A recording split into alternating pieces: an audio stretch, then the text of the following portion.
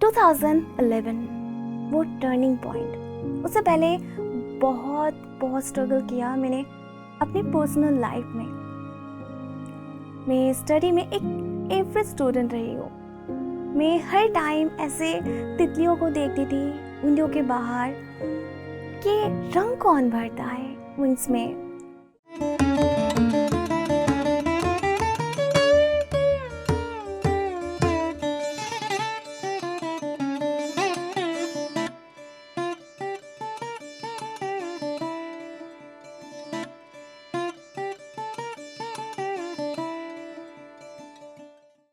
नमस्ते, मैं मिष्टी अनांगिका।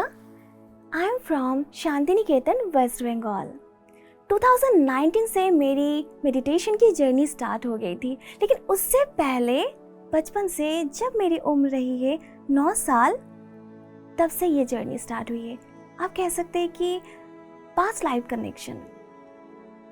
तो मेरे जो एंसेस्टर थे उन्होंने मुझे कुछ ऐसे स्किल्स, ऐसे टैलेंट्स गिफ्ट किए जो कि इस प्रेजेंट लाइफ में मैं जी रही हूँ और स्पिरिचुअलिटी को आगे लेकर जा रही हूँ।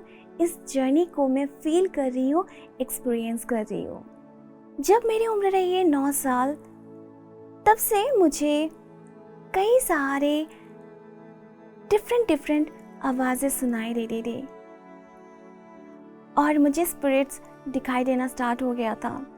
जो किसी को नहीं दिखता था वो मुझे दिखना स्टार्ट हो गया था।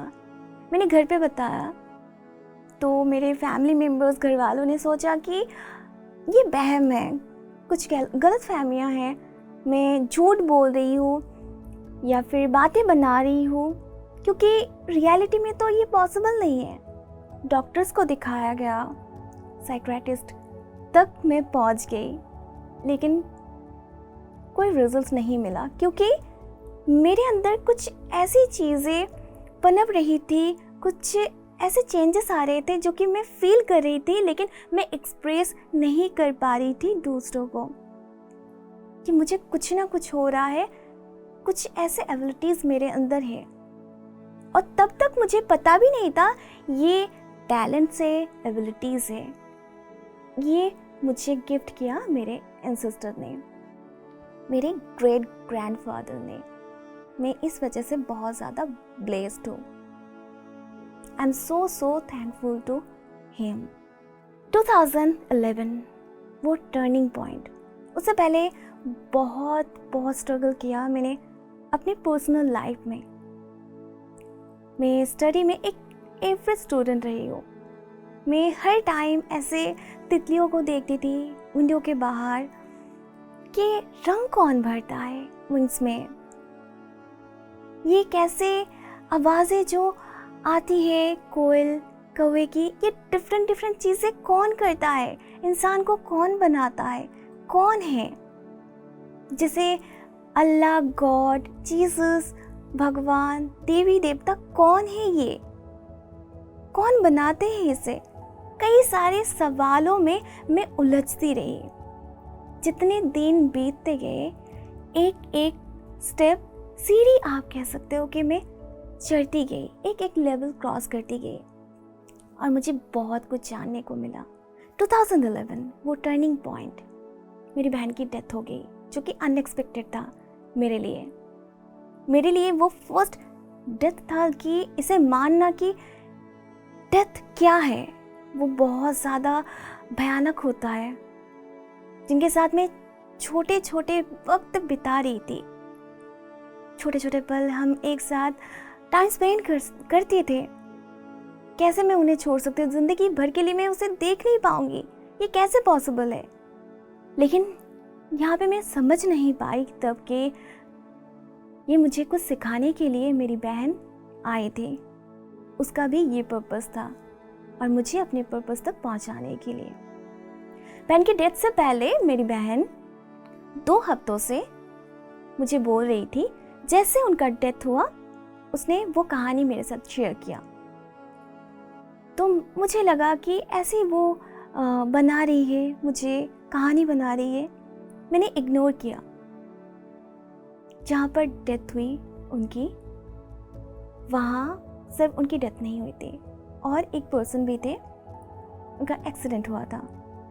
बाद में मुझे पता चला कि अगर मैं बोल देती शायद मैं अपने बहन को बचा सकती, लेकिन मेरे घर वाले बिलीव नहीं करते उस टाइम, इसीलिए मैं कभी नहीं बोली।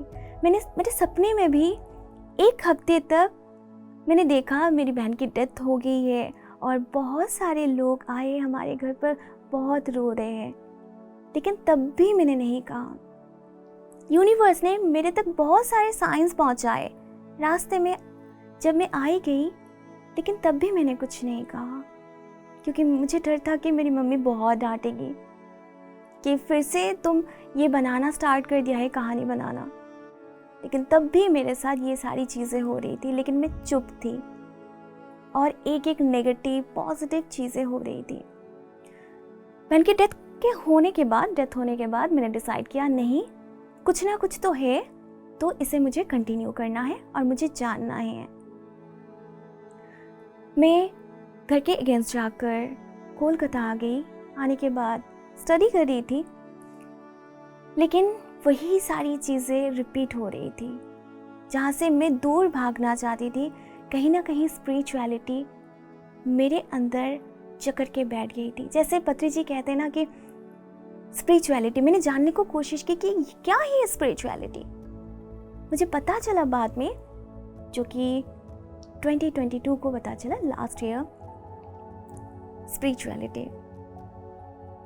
spirituality means living with reality, not running away from it।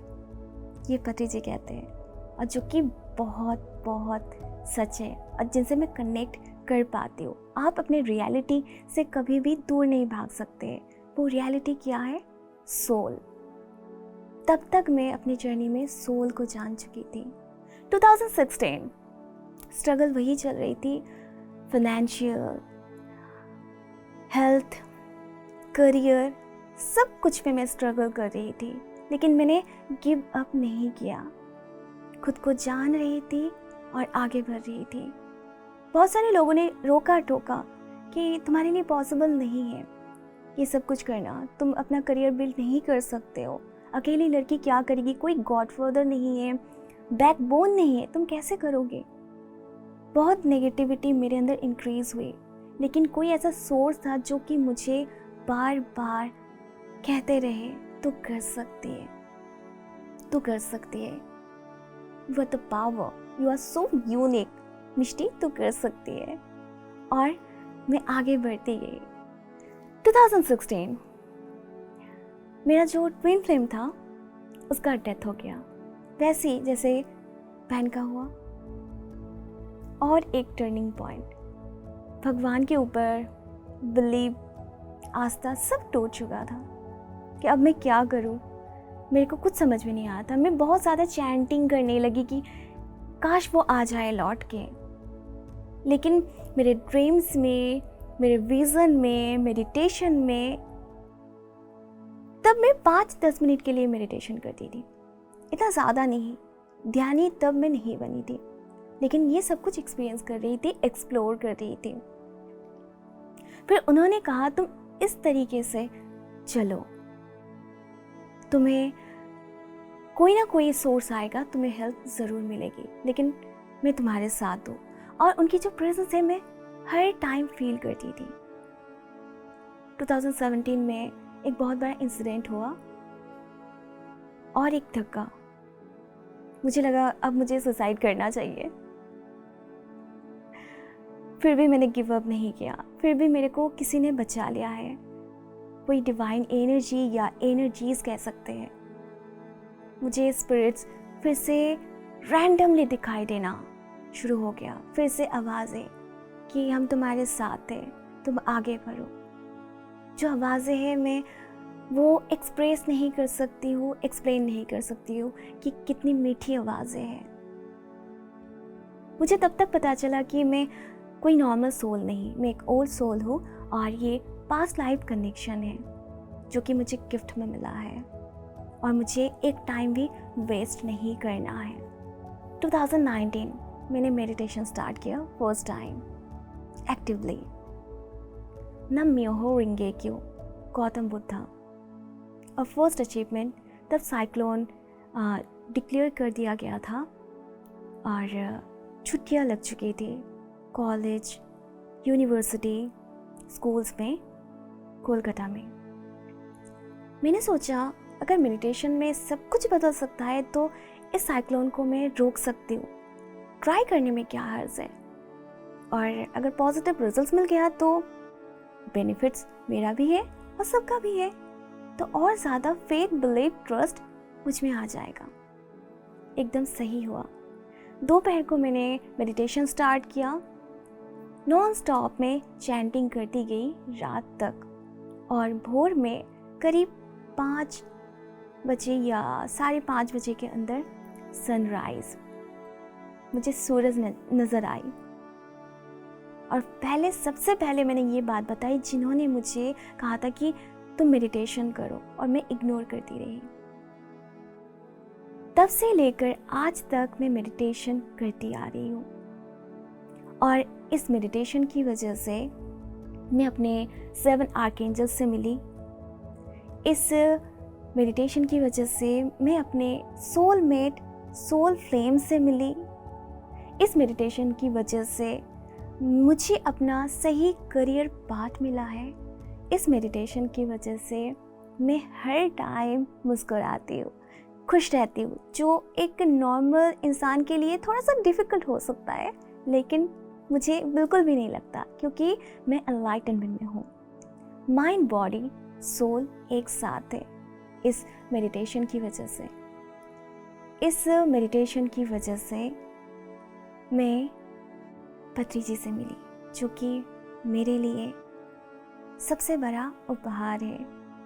जहाँ पर मैं स्टक हो गई थी 2022 15 अगस्त, वहाँ से पत्री जी ने मुझे रास्ता दिखाया कि तुम इस तरीके से आगे बढ़ो। और मेडिटेशन में कुछ महीने पहले पत्री जी ने ये स्टेटमेंट दिया मुझे, कीप लिसनिंग, कीप ग्रोइंग, क्योंकि पत्री जी को पसंद है सुनना। जितना हम सुनेंगे उतना ही ग्रो करेंगे। एक्सपीरियंस बहुत ज़्यादा ज़रूरी है, और एक्सपीरियंस को शेयर करना भी बहुत ज़्यादा ज़रूरी है।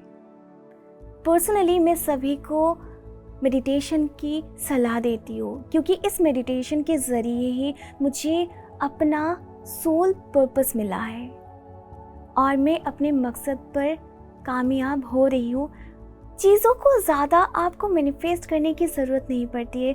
अगर आप आनापानसति ध्यान और पिरामिड मेडिटेशन करते हो, मटीरियलिस्टिक बनने की ज़रूरत नहीं पड़ती है। थोड़ा सा मटीरियल और स्पिरिचुअलिटी को अपनाने से आप सभी चीज़ों को मैनिफेस्ट कर पाओगे। आपको किसी के पीछे मैनिफेस्ट करने के लिए, स्पेशली मैनिफेस्ट करने के लिए चीज़ों के पीछे दौड़ना नहीं होगा। तो आप भी ध्यान करें और दूसरों को भी ध्यान सिखाएं, और अपने लाइफ पर्पस के साथ जुड़ जाएं। धन्यवाद। PMC हिंदी बदले जीवन।